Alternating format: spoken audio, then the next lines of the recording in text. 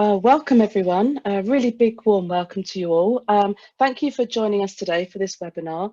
I'm Fiona Goddard. I'm the Senior Education Consultant at Whizz, and I've got with me Emily, who's going to introduce herself to you all.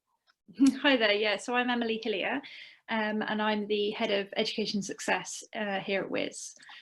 So my day-to-day is helping schools implement Whizz in the classrooms. Obviously at the moment that is much more of a remote job, so yeah. Thank you, Emily. We're going to discuss today getting started with distance learning, and I'm going to be asking for your participation and interaction at various points during this session. We're going to use Menti as part of our participation. So if you do have a device, whether it be your phone or another tab on your laptop, if you could now go to Menti and get that loaded, that would be great, so it saves time when we actually come to do it during the session. Also, we're going to use the chat function on Zoom for you to ask questions. So don't save questions till the end. If at any point during this you have some questions to ask, please put them into the chat function and we will endeavour to answer some of the questions as we go through the session as well. Our last request really is to just make sure you're on mute. I mean, I have someone that's checking that everyone is, but please make sure that you're on mute. Also, hopefully, fingers crossed, this will continue to work all through, but I know a lot of platforms are having problems with the amount that they're being used at the moment. So yeah, we're hopefully ready for any occasion that we might lose either, you know, some of the PowerPoint or lose me or someone else. So anyway, hopefully, fingers crossed, everything will go fine. If you have joined us and you don't use Maths-Whizz yet, this session will still be informative because we're going to give you insights on how Maths-Whizz works and how it can really support you as a teacher and your students and your parents, particularly during this really difficult time. So these are really challenging times for all of us. We have, I think, many questions and more questions than we do actually answers at the moment. And as an education partner, we are deeply committed to support you in navigating over these next few months. We know how anxious many of you may be in feeling about disruption to your students' learning and thinking about how on earth can I plan my students' learning from a distance. So what I'm showing you here is at Whizz, we believe in the triangle of success with us at the centre to really support and guide all of you. And having an understanding of how Maths-Whizz can support your students during this time is crucial because hopefully you all know that Maths-Whizz behaves very much like a human tutor. And first of all, the tutor diagnoses the students' knowledge gaps over several topics, and then this is through an assessment, and then the tutor automatically creates a learning journey tailored to that student and will continue then keep adapting. So that's, you know, it's really important that we have that understanding and how it works because that can really support us with this distance learning. So if we think about the learners, with the current restrictions that we've got in force, your students are going to be accessing Maths-Whizz at home. And we know that using Maths-Whizz for a sustained period really can increase their confidence and accelerate their learning. And all you have to do is make sure that they're scheduling in 45 to 60 minutes each week. So with scheduled time weekly, your students are learning still, even from a distance. And having this type of routine, I think particularly at these times, is really important. So, you know, you have that reassurance that, you know, your students are going to continue making progress in maths. So for the teacher, you know, the fact that your students are home learning and you're able to supervise their learning from a distance is brilliant. You know, you can use the instant live data reports that we have so you can monitor their learning, and you've got all of that at your fingertips whenever you want to look at it from the confines of your home. And as for parents, I think parents need so much support at the moment because, you know, they're juggling their own jobs, they're trying to make sure that there's some learning going on in the home for their own children, and just to know that they're on Maths-Whizz, you know, must be reassuring for them that they're still learning maths, and it's important that they understand that they need to schedule in just 60 minutes a week, and their child is going to continue learning on their own individualised journey. And also, they will be learning new maths as well. So, you know, it's not just going to be on maths that they've already covered, you know, it will be new learning as well. And that's really important. And hopefully that just takes the pressure off parents and keeps their child's skills simmering at home. Okay, so the aims of this session are just really to share with you an effective and efficient way to use Maths-Whizz reports. So that's really going to inform you on your students' progress and possible next steps. We have written a short guide, which we sent out to schools last week, and we're going to give you that information after this webinar as well. So it's just really making sure you understand how you can monitor the reports to really support your students whilst they're at home learning. And all of this is, as you know, at a click of a finger on, you know, just going straight into reports, and you can automatically see the effort that your students are putting in, their attainment and their ability, and all of that just continually keeps updating. So what we want to show you is just a real structured way that this data can give you the information so that you can action on it on a weekly basis. Now, the data I'm going to be sharing with you today is a dummy account, so no real students are being discussed at all. So what we are suggesting are just 3 simple steps, and hopefully you're going to find this time efficient, and we're just covering today just the basic essentials within reports. We will be doing further webinars at other points where we're going to more depth, but we just wanted to give you a starting point and hopefully just, you know, so you can get started in monitoring your students from home. So the tutor is, as we know, this is about your students getting onto Maths-Whizz, and the important part of this is the scheduling and making sure that they're actually and having enough time on Maths-Whizz to actually see the progress and to see them develop.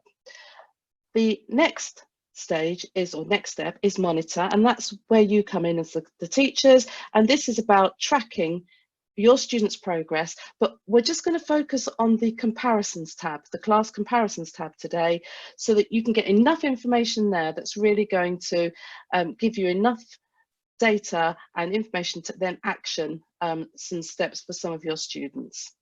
And then our final one is act, which is where you're going to just support the students on a weekly basis. And I don't mean every single student in your class, that's not what we're saying. What is important here is that we're just looking at the data and just maybe intervening with a few students who might need some additional support. So what we're going to do is we're going to go into these stages in more detail. So we're going to start with the first step, which is the tutor.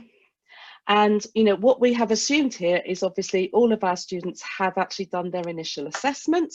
If any of you have students who are just starting their initial assessment, normally this would be done in school. So you would actually make sure that it's done in a supervised environment where they're actually getting no support, because we really need the tutor to ascertain what their level is within maths. So if they are doing this assessment at home, we would ask that you just make sure that parents are aware that actually they need to just leave their own children just to get on with it, because that's going to really give us a true measure of where they are. So once that's in place, then they're on their learning journey, and this is where they're really going to acquire all the core knowledge through their own individualized learning journey. And as I said before, what's really important here is scheduling. And I just want us to have a think about what we mean by that and what our recommendations should be. So I'm going to hand over to Emily, who's going to talk you through this, and we're going to actually use Menti for this. That's great. So if you can make sure if you've got another device or just another tab in the same device, that'd be great. You need to go to menti.com, and the code is at the top here, 436470. And what I'm going to be asking you to do is just have a look at these different options and have a think about which one you think would be the best recommendation that we could give to parents in terms of scheduling Maths-Whizz use at home. So just in case you're not that familiar, obviously we've got minutes is a fairly self-explanatory kind of measure, but we've also put in there progressions as an option. So progressions is within Maths-Whizz what we use to kind of track progress, and one progression is equivalent to kind of going through one kind of small learning objective within the system. and that will take you through a kind of exercise section and the small little test at the end. And that's obviously a measure of progress. It's really great to see some of you already taking part in this, so I'll be interested to see. Let's give you another maybe 10-15 seconds, see if we can get loads of you recording your ideas on here, and then I'll just talk you through the different options. How many have we got? 23 people responded so far. We'll see if we can get it up to 30. Okay, brilliant. So I think we'll kind of start talking through the different options then. So as I said, one option is that we can kind of ask parents to schedule in a set amount of time. Now, the options we've given you here are anywhere between 30 minutes and 90 minutes, or even as often as possible. Now, from our kind of point of view, having looked at all the different ways that people use Maths-Whizz, actually we'd probably prefer that the main focus is on how much progress is made, and for different students that can take a different amount of time. So actually our kind of core recommendation is to try and aim for at least 3 progressions a week.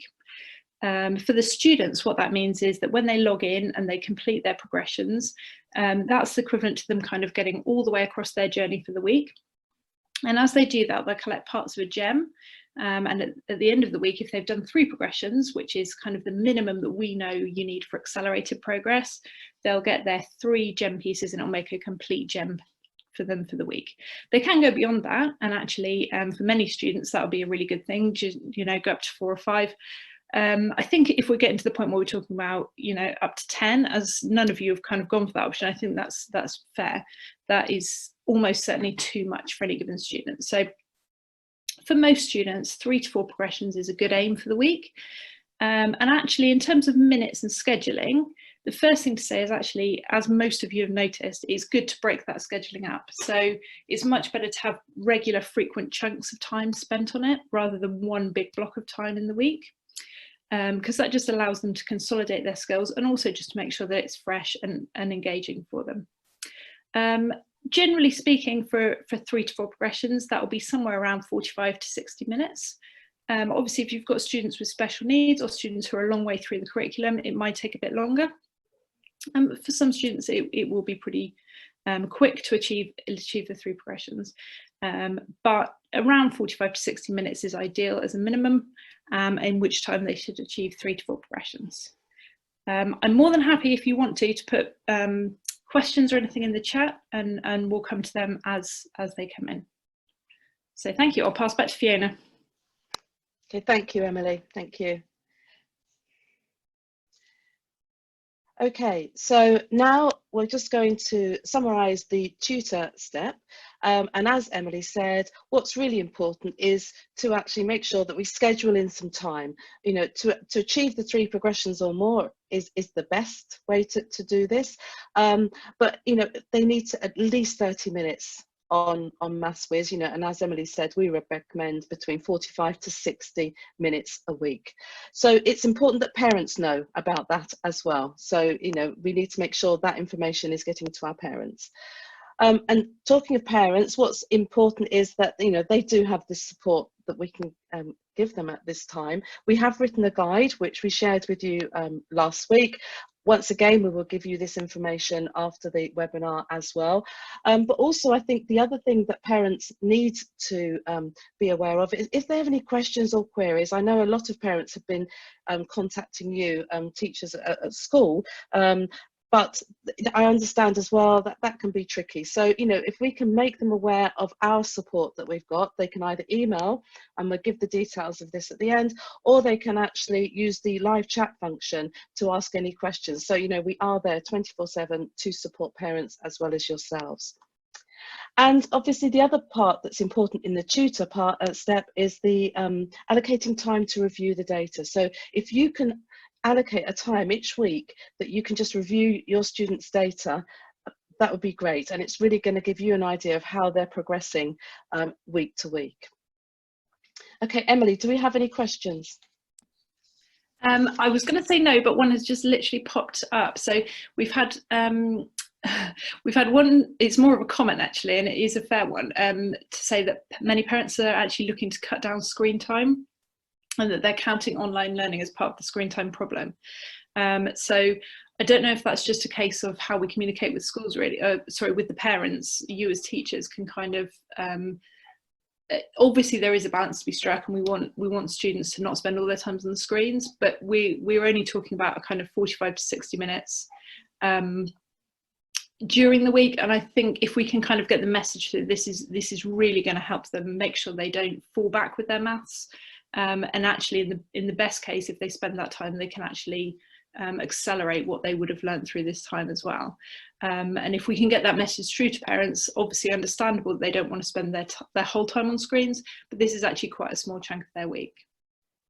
And again, we've got a comment through then that it's not the only online platform used, and that is a really fair point.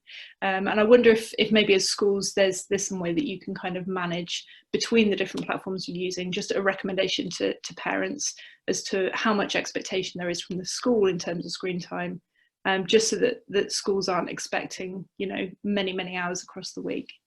I'm not sure, Fiona, if you've got any other ideas on that one. I just think some of it's about prioritising and working out which are going to really add educational value. So I would think, you know, we can guide parents, and we can actually, you know, we know from our research, you know, this really does have an impact, and they really can accelerate their learning. So hopefully with that message, they see it as a high quality educational program that they can actually go on. So hopefully they will choose Maths-Whizz, and we're only saying, you know, 60 minutes a week, you know, which can be split in just 3 20-minute sessions. So hopefully that can be managed. Okay, thank you.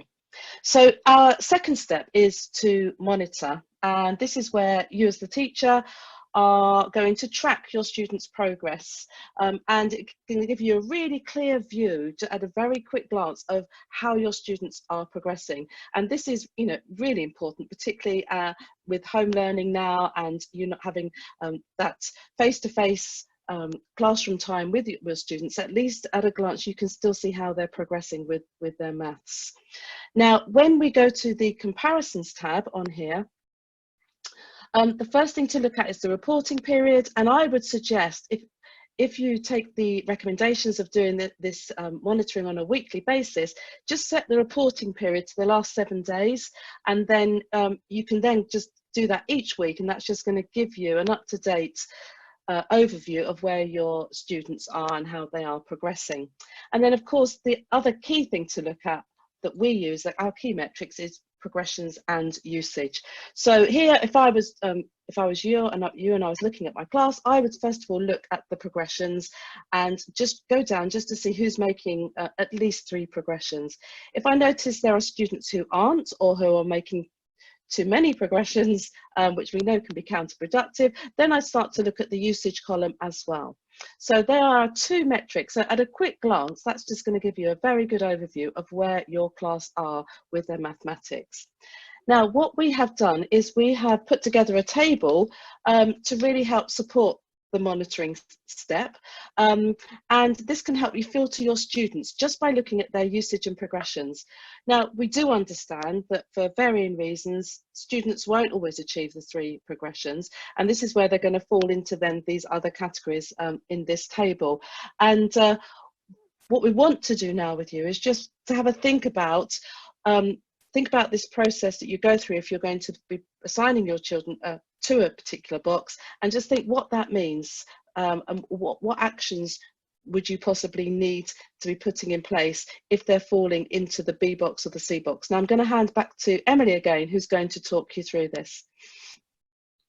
Yeah, so we're going to go back to Menti. It should move you on, so this will be what you should see on your screen now, on your device. So what we're asking really is, there's kind of different ways of looking at these students based on how they're getting on. So we've got some students who've made the 3 progressions, some who haven't, and within that we've got some who've done more than 30 minutes usage and some who've done less than the 30 minutes. And what I'm asking really is, do you have any ideas about what we'd recommend in terms of feedback or actions that we can take with these different groups of students? Now, I'm not expecting everyone to come up with an answer for each of them, but if you've got an idea for one of these 3 groups, if you can just write in the comments box, say, let's say box A and then your idea, and what we'll do is we'll collect them all up in a maybe 30 seconds, a minute or so, and have a look at what everyone's ideas are. Okay, so you don't have to do them all. If you want to, just type, say, box B and then your idea, and we'll go from that. Okay. Something else while you're just doing that is people are asking questions on there. If there's a question you don't necessarily want to broadcast to everyone, you can actually ask it privately to Whizz Education and I'll still cover it. But obviously then if you want to just kind of stay under the radar, that's absolutely fine.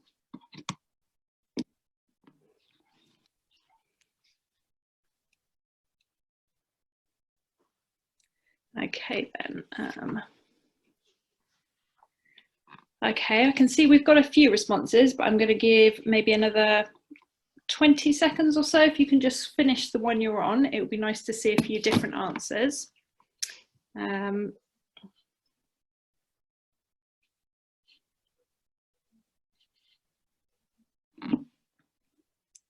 really appreciate the answers that are coming in.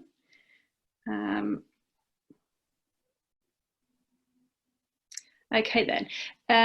Fiona, if possible, could you then put the answers on the screen? Lovely, right, we've got loads here, which means we've actually got a nice problem of having more than a whole screen's worth, which is great.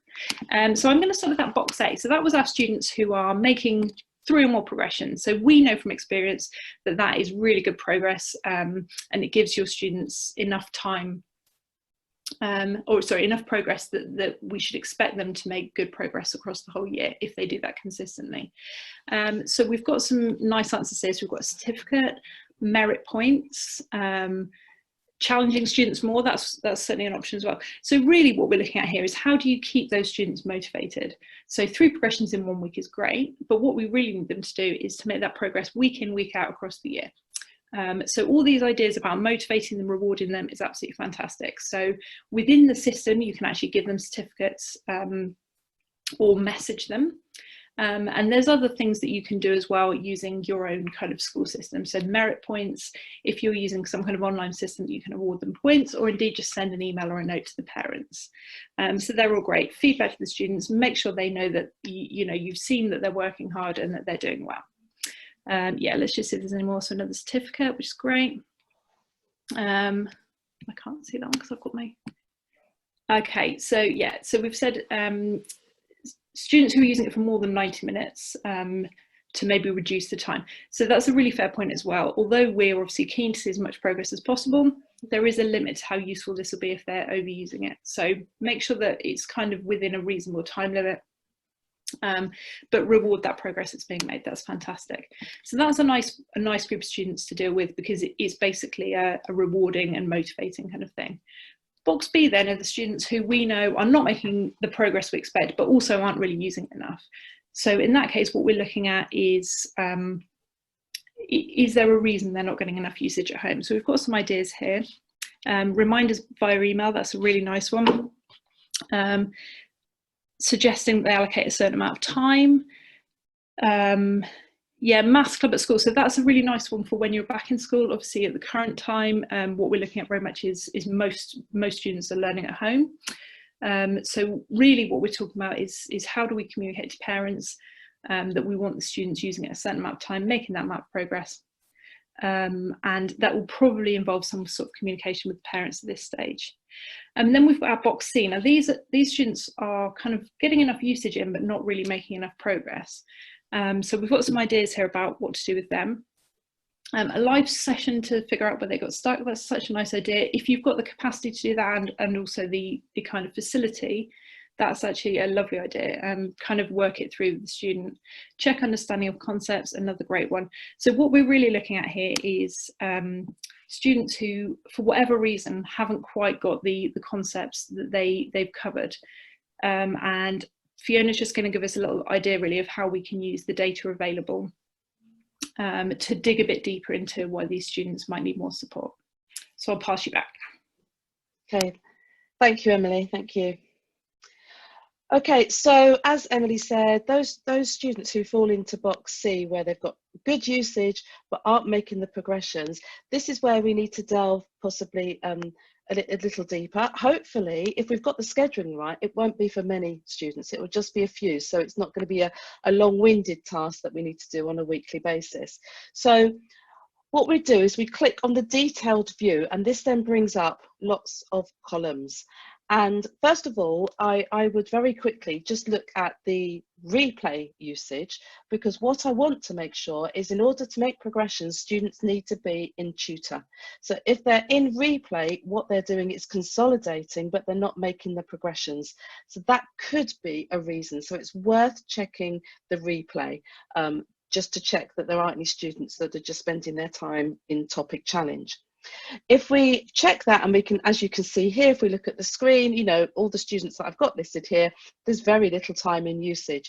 So then what we've tried to do in Maths-Whizz in reports is we try to flag things up for you to try and help save your time. So if you actually look, we've got some boxes that are flagged in red, and this is telling us that there could be potentially an issue and a problem, and that we maybe need to attend to these particular students. So I'm going to take you to Ella Wright, and if we look at Ella Wright, she's got a red box flagged here where she's got her test mark is 45%. Now what that is telling us is that on average she's only passing the test for 40% of the time. So actually there is a problem there, because the global benchmark is 60%. So we need to maybe just delve a bit deeper there. And if we have a look across at her progression rate, it's only 33%, and our global benchmark again is 70%.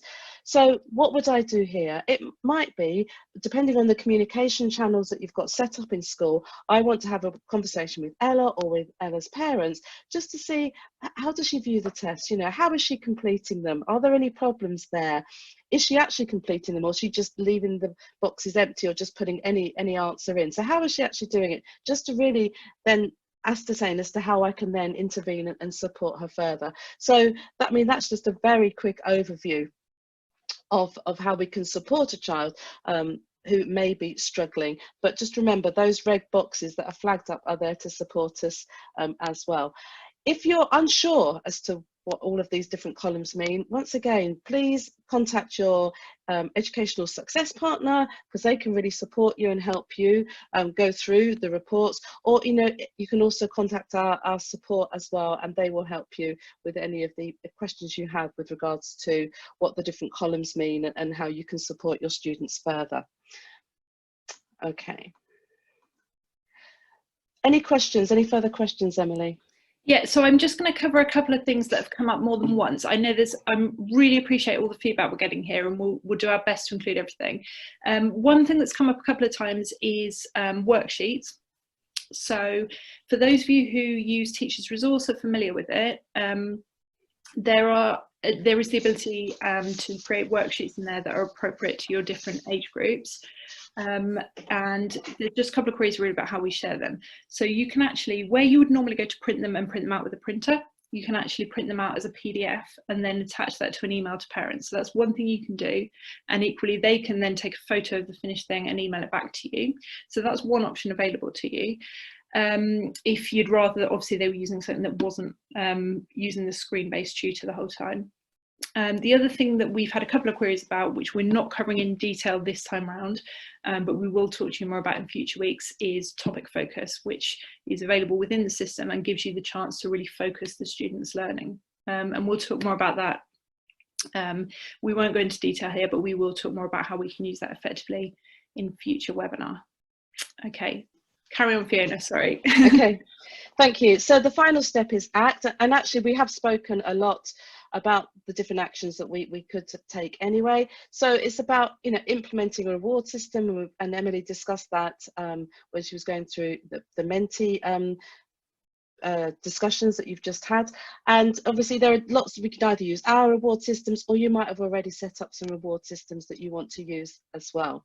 So that, you know, and what we want to do is motivate our students for that sustained consistent usage. It's really important.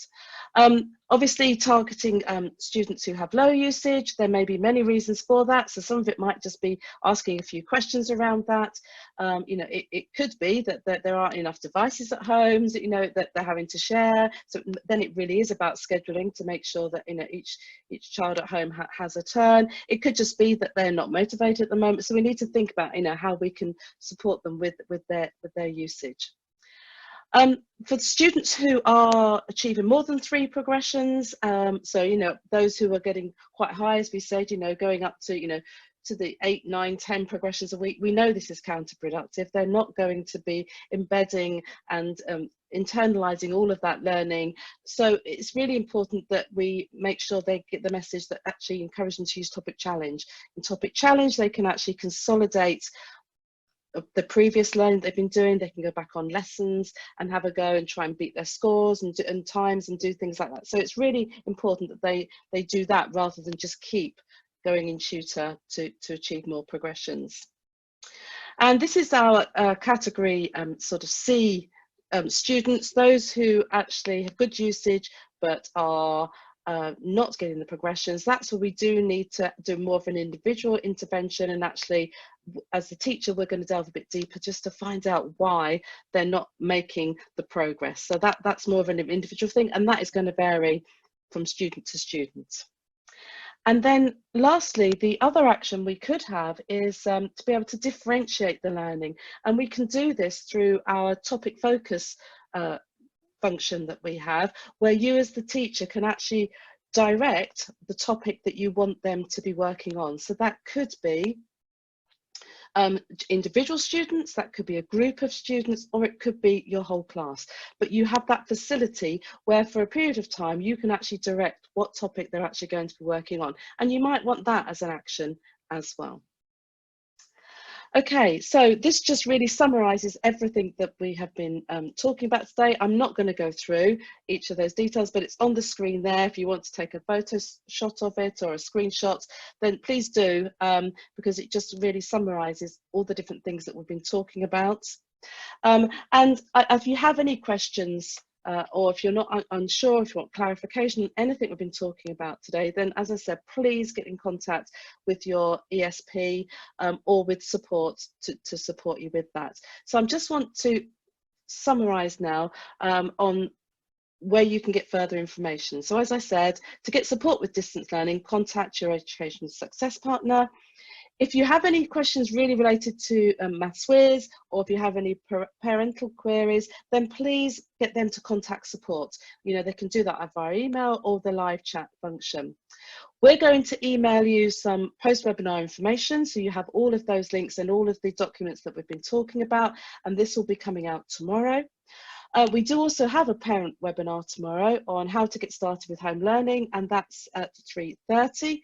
And there is, if you take a photo shot of this screen, then you'll actually have what to type in to the URL to be able to then access that. And please look out for our webinar next week, where we're going to be looking at differentiating your instruction from a distance. So we're going to have a look at how we can really use topic focus to really support our students with their home learning. So thank you very much. I'm very aware I've just gone a couple of minutes over, so I do apologise for any of you that's needed to leave promptly. But if you have any further questions, then please ask. Otherwise, thank you very much for joining us, and we hope to see you next week.